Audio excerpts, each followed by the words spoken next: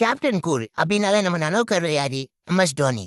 Date 5 of குட்டி story. சரியா 1981 June 7 Mahendra Singh தோனின்னு ஒரு பையன் பிறக்கிறான்.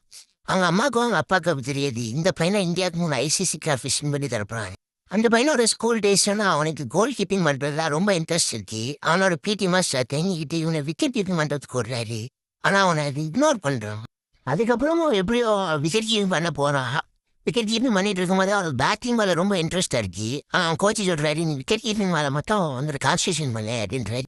அதுக்கடுத்து அந்த பையன் 2004 இன்டர்நேஷனலுக்கு டெபியூ பண்றான். அப்பன்னும் போது அவன் பேட்டிங் ரொம்ப புவரா இருக்கு. பங்களாதேஷ் மாதிரி சின்ன சின்ன டீம் கிட்ட ரொம்ப ஸ்ட்ரகிள் பண்றான். கொஞ்ச நாள் போது சரியா 2007 அப்போ சச்சினை கூட்டி சொல்றாங்க T20 ஒரு ஃபார்மட் ஆரம்பிக்கிறோம். அதுக்கு நீங்க தான் கேப்டன் ஆகணும் அப்படின்ற பிசிசிஐ சொல்றாங்க. இவர் பிசிசிஐ கிட்ட சொல்றாரு ஒரு யங் கேப்டன் வாங்கிட்டாரு தான் பேர் தான் மகேந்திர சிங் தோனி அப்படின்றாரு. சரி அந்த வருஷம் எல்லா மேட்சும் வின் பண்ணி ஃபைனல் பாகிஸ்தானோட இருக்கு. ஃபைனலி அந்த பையன் வின் பண்ணி கொடுக்குறான். அதுக்கடுத்து அவனோட பேர் ஓடி 2000 வேர்ல்டு கப்ல கேப்டனா போடுறாங்க.